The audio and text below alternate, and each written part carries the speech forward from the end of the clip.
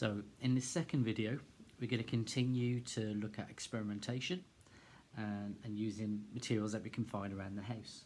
So hopefully you've already had a go at using either the lipstick or the shoe polish, as you saw in the previous video. For this one, I'm going to try and use some of the same materials. So again, if you've got a makeup brush, this could work, a cotton bud.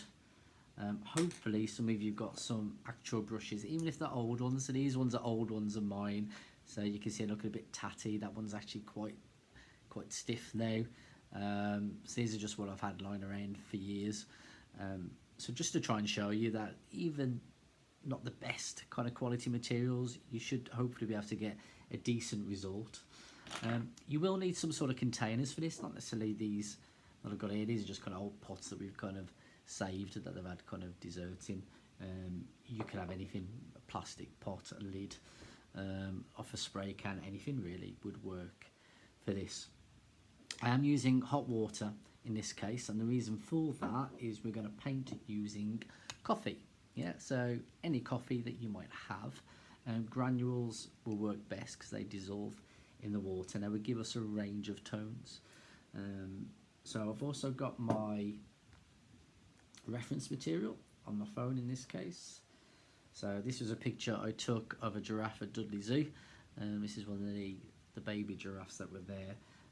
Again, if you can use ideally your own photographs that you've taken, then all of that is going to help get you higher marks. That being said, we wouldn't expect you to have access to lots of exotic animals anyway.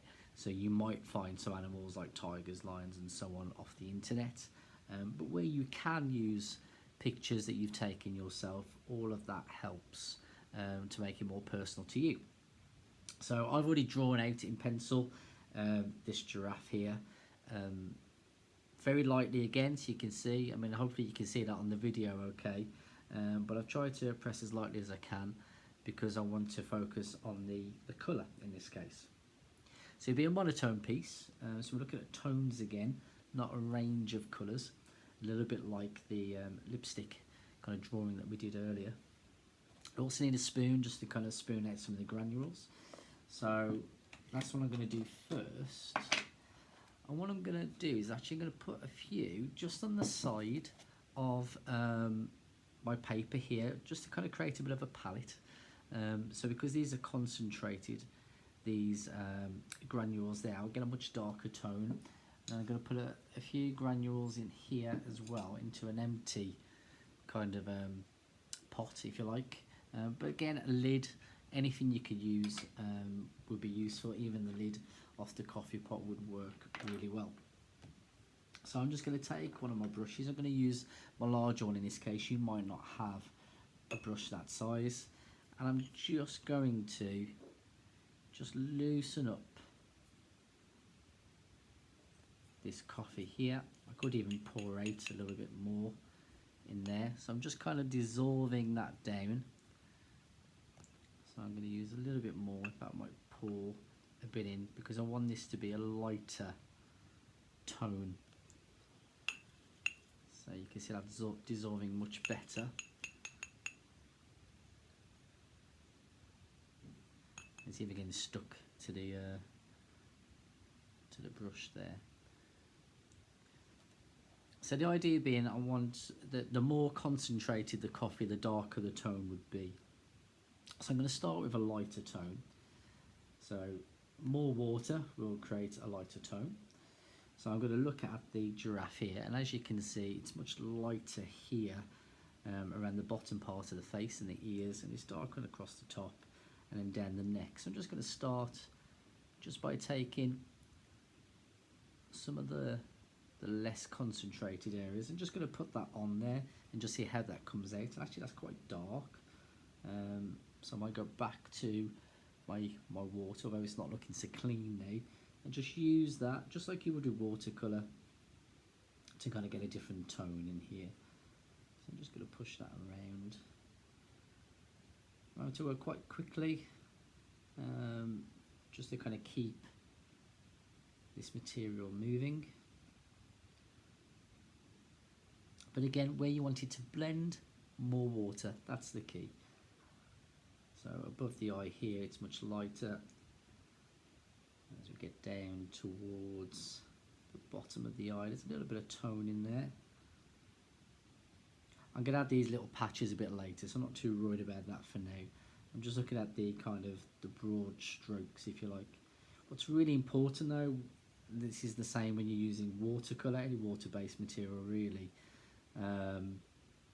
is that you want to think about leaving the white. So rather than adding white later, which we can't with this, if we were using something like acrylic paint we could, but because we're using coffee in this case, but this would be the same with watercolour, you would have to leave parts of the image white, where it's white on the original photo. So that's what I'm really having to think about. I'm going to go back to my coffee here. That's a bit dark there, so I'm going to just move that as quickly as I can. You can see it has left a couple of patches there, but I'm not too fussed by that. I don't need to start again. I don't need to get rid of what I've done before. So I'm just going to use, actually, even this bit of water here has got a slight tone to it. So that's actually working in my favour here to create this light, just kind of background tone. So I'm actually going to use that rather than using the mixture I made myself, because I was a little bit stronger. So this gives me really light, almost like I've tea stained the page. So that's working quite well. And just see if there's anything in the ear areas up here. So again, keeping some areas white. We can see already we've got this light tone here, but we've got this kind of darker tone up here, which I can add to in a moment. So I might just change my brush now. Let's just use a smaller one, and I'm going to go to the material, the kind of, I suppose the darker, the more concentrated coffee that I used earlier. And I'm just going to think about where is it darker on this image. So around the eye here, there's a little bit of shadow. So I don't need to blend this in too much. So I want this to be much darker. I do want it again. There's a little bit of light in the eye. And because this is still quite a thick brush, I'm having to think about using the tip of the brush. I'm not pressing down too hard. Just kind of getting a few little strokes in there, using the brush to kind of create again some texture, some tone to the piece. Just going to wash that off, and then I can again kind of blend that back in. Go back to what I've already put on there. If I want to again blend this, if I want it a little bit softer, maybe on the edge. And that's what you need to think about. Sometimes you want a harsher, kind of maybe a shadow. You find that often with cast shadows, it's a bit of a harsher line to it. Where there be other parts of it, you might blend those tones in a little bit more. So up here, on these little tufts, I'm not sure what you actually call those, but I'm just going to put that in here. And again, I want to blend that down, so I'm going to my water. I'm just pushing down some of that colour, so you can see it's getting lighter to darker up the top here. I'm just going to have a little look underneath the chin here. So we've got these little folds down the bottom here.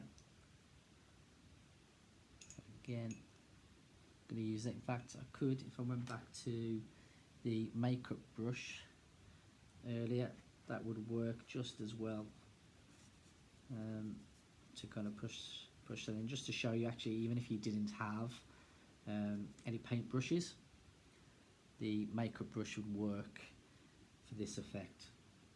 So in fact I'm going to use that, because in fact the makeup brush in this case is got a bit of a finer line to it, so I'm going to use that just to kind of add in some of these kind of hairlines.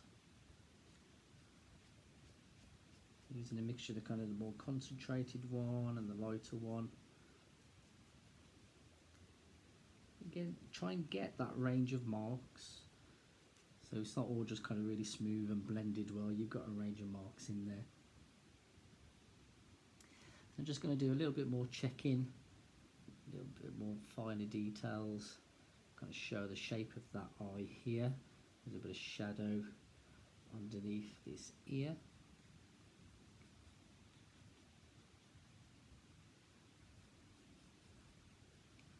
So I'm trying to keep some of those lines, some of those marks in place.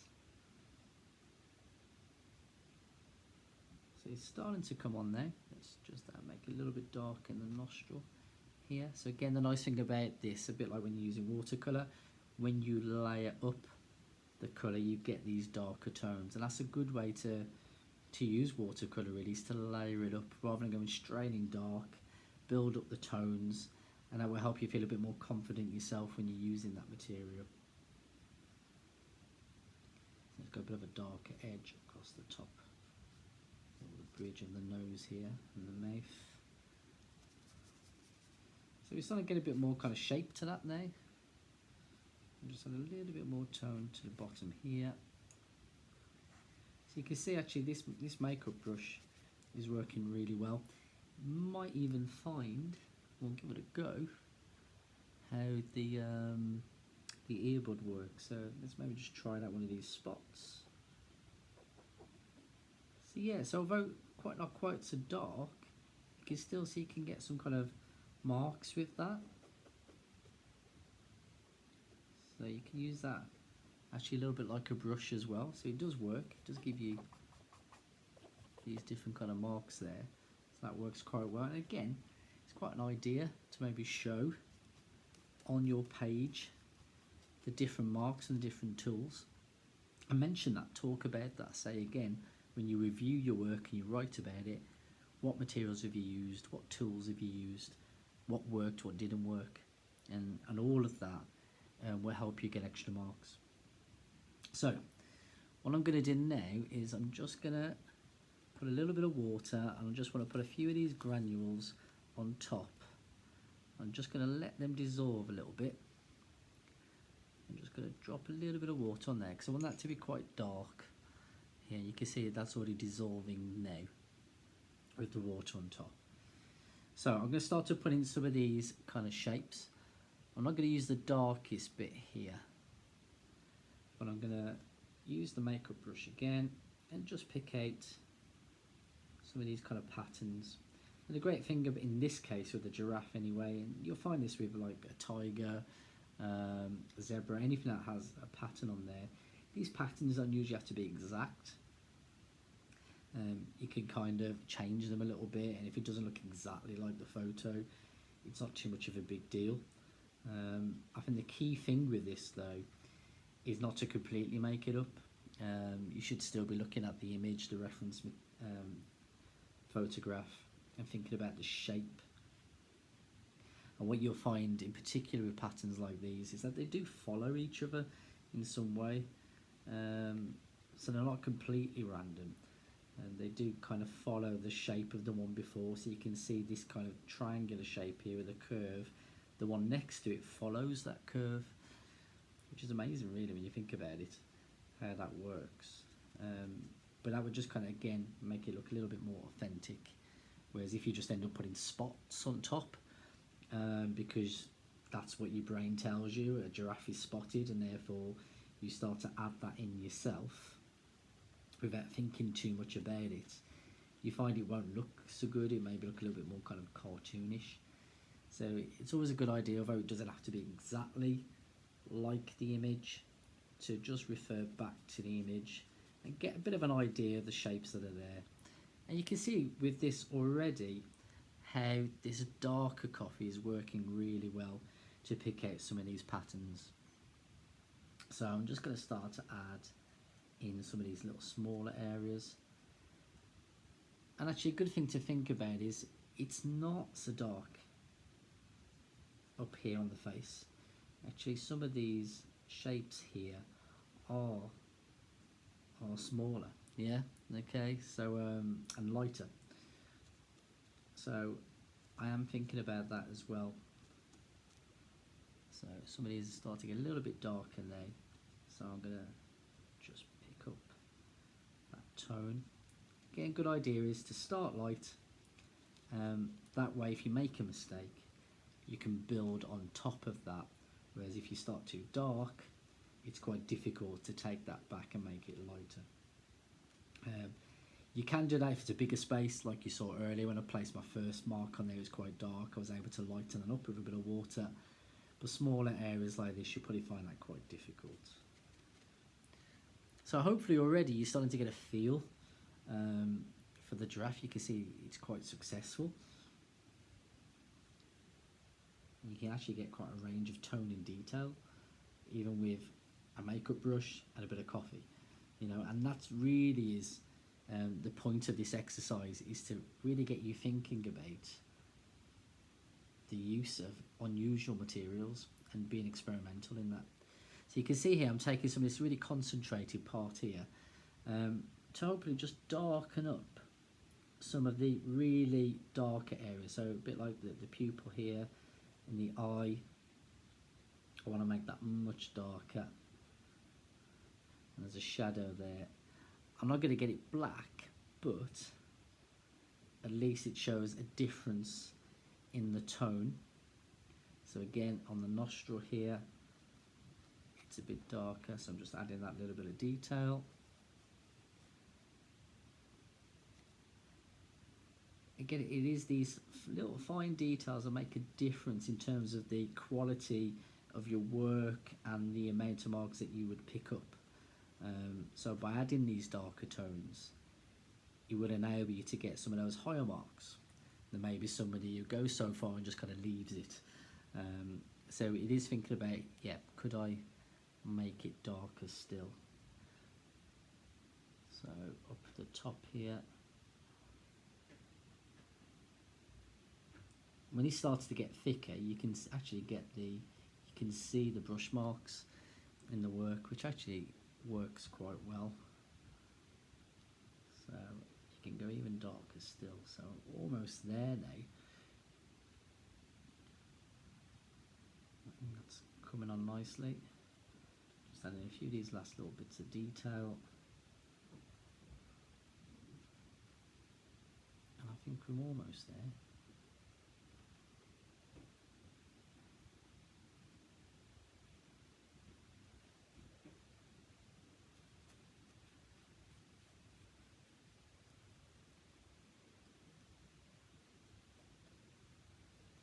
So we're coming to the end now. Just going to add a few little darker areas on the back of the mane. Again, try to keep some of those brush marks in there. Not trying to make it too neat. Right, I think we'll leave that one there. So if I just lift this up for you, so you can see a little bit more. So as you can see, you can get some really nice effects even with something as basic as coffee. So have a go, see you get on. Don't forget to photograph what you've done. Don't forget to keep all of your work together because we will need to look at it for evidence when you return to school. But have fun, enjoy it and experiment.